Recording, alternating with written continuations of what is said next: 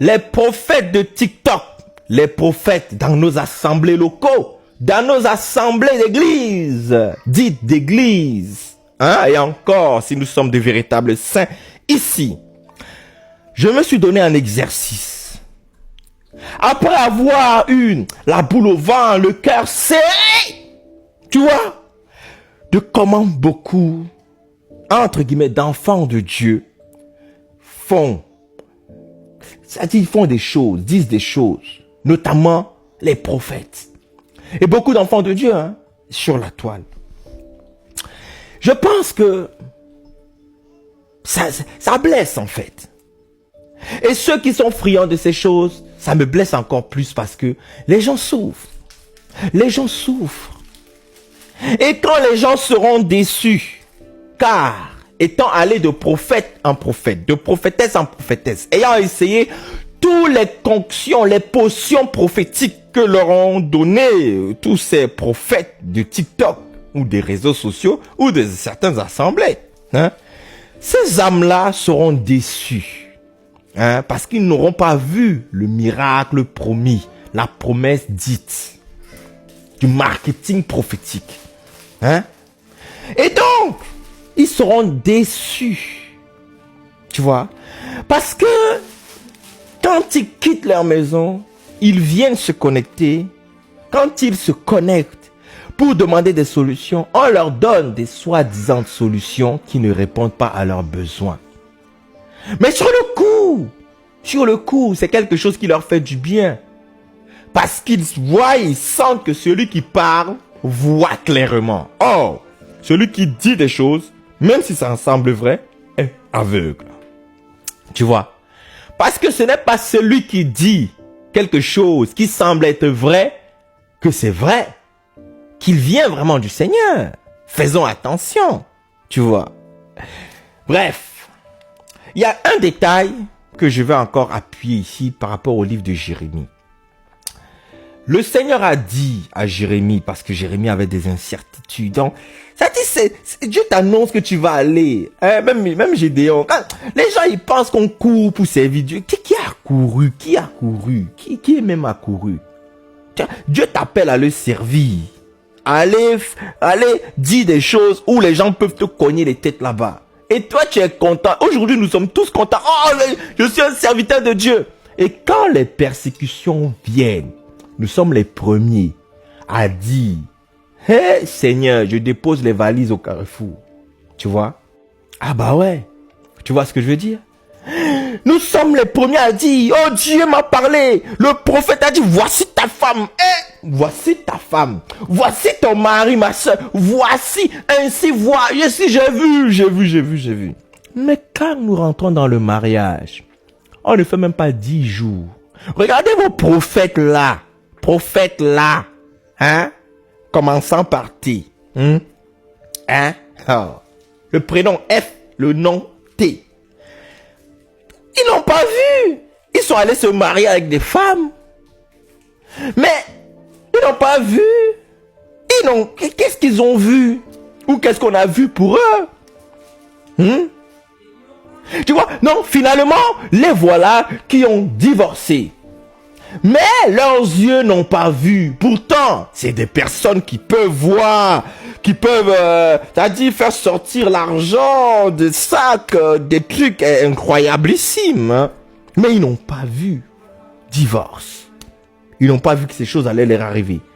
Divorce. Pourtant, c'est des voyants, disent-ils. Des voyants qui ont les voyants partout. Allumés partout. Mais pour leur vie, ils n'ont rien vu. Dieu ne leur a rien dit. Pourquoi? Dieu ne leur a rien dit pour rattraper les dégâts. Sachant que Dieu parle tantôt d'une manière, tantôt d'une autre. Mais le autre, là, ils n'ont pas compris. Ils n'ont pas vu. Donc, tu vois, ça décrédibilise la crédibilité qu'est censée avoir la parole de Dieu. qui se dit être vrai. Donc, il y a un problème dans nos dons, dans l'exercice de nos dons. C'est pour ça que moi, je me prononce pas haut. Hey! Moi, je dis pas que si j'ai reçu quelque chose, je viens de dire. Et puis, Dieu fait sa chose, tu vois. Point. Donc, il y a vraiment un problème. Je vois des gens dire des choses. Ah, faisons attention les frères. Allez, donc, il dit que quoi ici? Hein?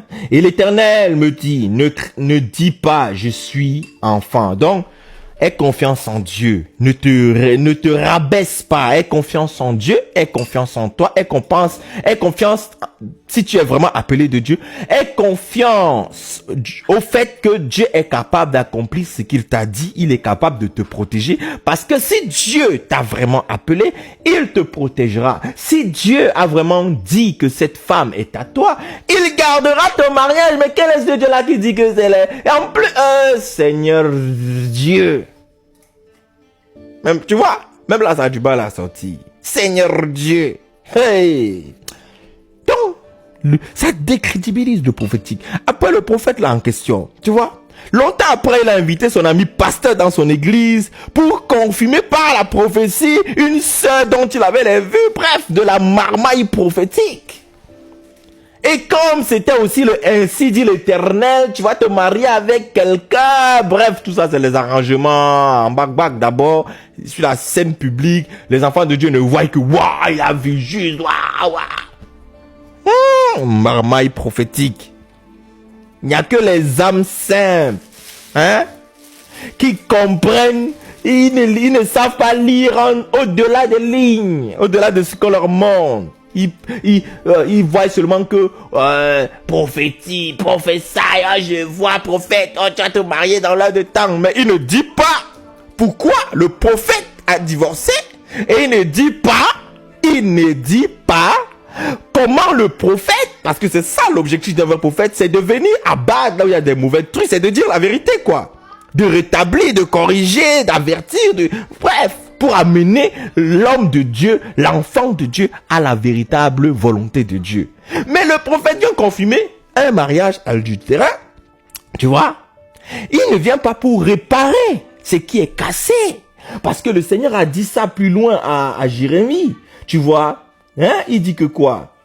Hein?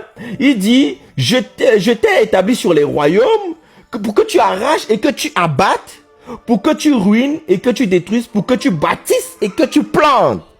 Quels sont donc ces prophètes qui savent que le prophète s'est marié et que ça a été ruiné, le mariage, et qui ne viennent pas pour planter, mais c'est pour réparer, pour reconstruire. Mais ils viennent au contraire pour déraciner et puis aller faire les...